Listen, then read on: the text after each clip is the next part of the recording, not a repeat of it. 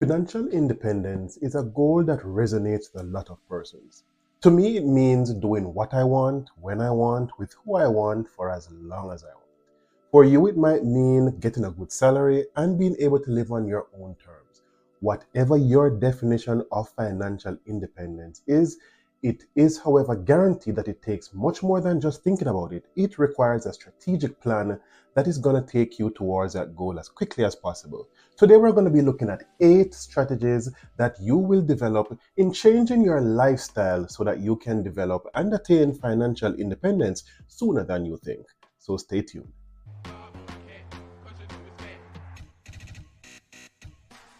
Welcome back to the Next Level Life Hacks, where we take the next steps needed to grow towards our financial freedom and our success. Now, thank you for clicking on this video. I appreciate you being here for me and with me. I know that your time is valuable, so we're going to dive right in. So the first lifestyle change that we're going to be looking at is to develop a minimalistic approach on life. And a minimalistic lifestyle really includes reducing your consumption of unnecessary things and really only sticking to the basics and those things that are critical to you enjoying life, sticking more to quality more than quantity, and really having intentional decisions in terms of your purchases to make sure that you are not wasting money on anything that you might not need. Look at the amount of clothing you might need. Do you need 5 shirts? Do you need 5 black shoes? Do you need 3 white shirts? You need to know, rationalize what it is that you need and develop a minimalistic lifestyle in terms of living on the minimum, not sacrificing your standard and quality of life, but making conscious decisions as to what you purchase. So therefore, start looking backward before going forward. Look at the purchasing decisions that you have made and ask yourself, did I really need those items? And this will guide your decisions in the future as to whether or not you need the items that you will be purchasing. This approach also includes frugality. And what is frugality? Frugality really is looking at more conservative ways or more affordable ways to purchase things. Don't be afraid to look at coupons or deals. Don't be afraid to go to those locations that have the same item or similar items at a discounted price or at a lower price. Hey, you are not looking to spend more than you need to. Be frugal in your spending. Another strategy in frugality is to cook and bring your own lunch to work each day. Instead of buying fast food or buying food at your workplace, you will realize significant savings. As a matter of fact, I have done that comparison in this video, so you can check it out to just see how much you can be saving, and if you invested that same amount each year, how much you could be earning just by investing in things like the S&P 500 if you were to invest those amounts. The second lifestyle change is going to be to create and stick to a budget, not just creating it, but also sticking to it. This involves documenting your income and your expenses so that you can track what it is that you're spending, and you then direct where it is that you want your money to go instead of your money directed where it wants to go. I would recommend taking a look in the rearview mirror. Look at what you have spent on in the past month. Or you can start right now without even doing a budget as yet. But save every receipt that you spend. And at the end of the month, tabulate everything that you have spent on, and you would be surprised as to how much you're wasting on certain items. Make sure though that you are to thine own self true by saving every receipt that you spend on so that you can critically analyze what it is that you're spending on at the end of the month. Then for the following month now, do a document. Do your income and do your expenses. And you decide exactly on what you need to spend on. I would recommend you stating first the necessities like your living expenses, your utilities, your food cost. And then once you have those out of the way, then you move on to the things that are more of wants than needs. Then once you have determined what your income is and what your expenses are, then you can analyze to see if you are spending more on what you're earning. And how you might be doing that, you might say or ask, it's by overuse of your credit cards. And then you're in a constant cycle where you are overspending and just playing catch up with your credit card bills. So create a budget, use spreadsheets or just your simple pen and paper, make 2 columns, income and expenses, and start managing your money each month. Your third lifestyle change is going to be to create an emergency fund. And this is whereby you're going to be accumulating 3 to 6 months of whatever your expenses are. How do you do this? It's going to be a spin-off from the activity you did in step 2, which is your income and expenses tabulating. Now, once you have identified all your expenses for the month, you're going to multiply that by 3 or 6. Now, for more peace of mind, you'd inch more towards the 6-month expenditure savings so that you can have more peace of mind. Remember, you can never know what can happen to you in life. You might lose a job, you might have an emergency in terms of health that renders you unable to work for a period. Therefore, if you do not have an income, you need to have that backup plan of your emergency fund so that you can fall back on. So one question you might ask is, how can an emergency fund lead towards independence financially? Now think about it. If it is that you have an idea that you want to start a business, transitioning from a 9 to 5 into a full-time business or even a part-time business, you might need capital. This is where you might have to fall back on this emergency funding so that you can borrow from it to start the business. Think of it as well.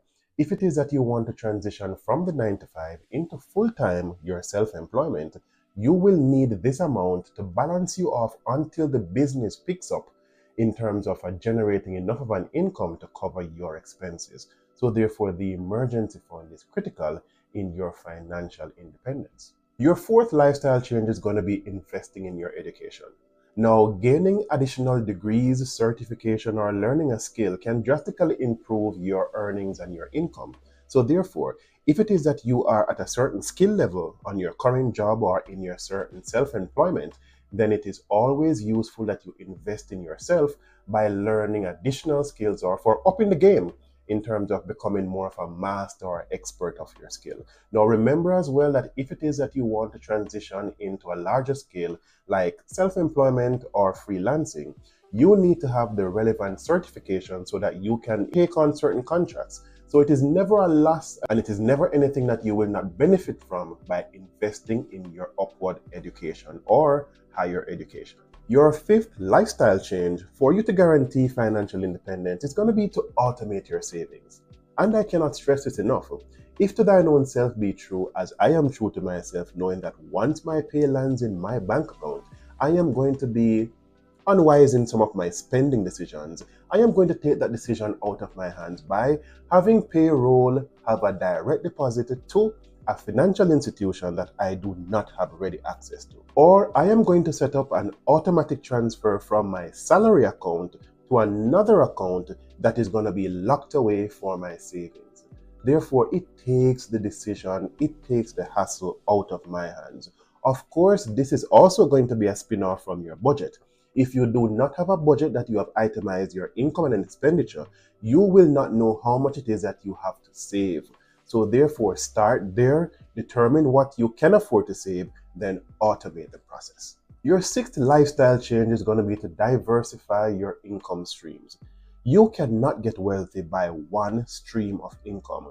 The wealthiest persons in the world have multiple streams of income.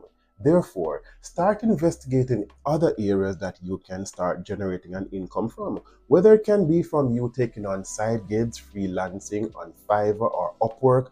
Those are websites that you can actually monetize your skill. Other streams of income could be the same savings that I told you to automate. You could be using that to invest in either dividend stocks, S&P 500, or you can accumulate a funding to get another property, a secondary property that can be a rental property that can again become another income streams. There are several ideas out there, and all you have to do is type in online ideas for side hustles, and you'd be surprised as to the amount of options that are available to you so that you can get started right now.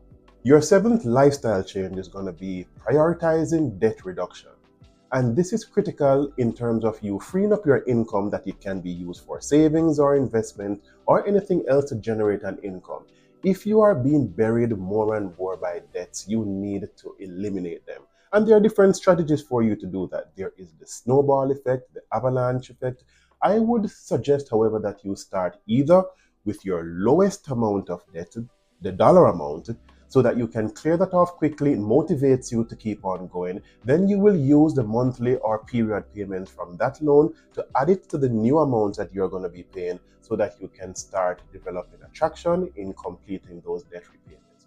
Or another strategy is that you could start with the debt with the highest interest rate, because you know that that is where you can be paying the most in terms of interest, and you clear off that debt first, then you can continue on to the lower interest rates until you have eliminated all your debts. Once you have cleared all your debts, you take the sum of all the amounts that you used to be paying towards your debts and you dump that into savings and investments. You are not going to take those amounts and start rejoicing and saying, oh yeah, I have an amount to start spending on unnecessary things. Remember, we are looking at frugality, we are looking at minimalism. You are going to use that to now put it into your savings and investment.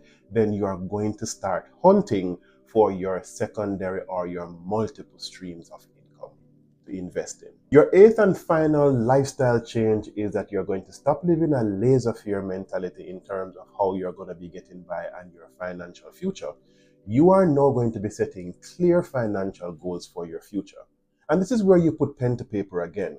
If it is that you have a goal or an aim to purchase your house in the next 8 or 10 years, or it can be that you currently have a mortgage and you are making a decision that you are going to finish those payments in the next 5 to 8 years, then you put that pen to paper as well.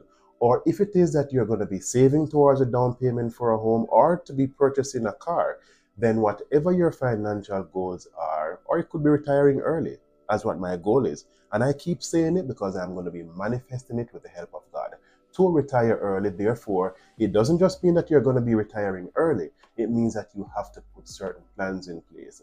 Retirement savings accounts, streams of income that you need to have throughout your retirement, because if you're going to be retiring, you still need to live and you will have expenses. So therefore, you need to have something in place. But whatever your financial goals are, you need to set them out clearly with the steps that need to be taken weekly, monthly, annually, that you're going to be taking advancements towards those goals.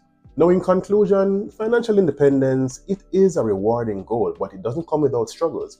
It requires a clearly set out plan with intricate steps or clearly defined steps that you need to take towards attaining this goal. It is not impossible, but it is not something that you can attain overnight. It does take work, but it is possible. There are those few 1 to 2% of those persons who have attained financial independence, but what it required of them is dedication and a clearly set out strategy that I'm sure you can accomplish if you follow the 8 steps that I have listed out previously. Now, thank you for watching this video and see you in the next one.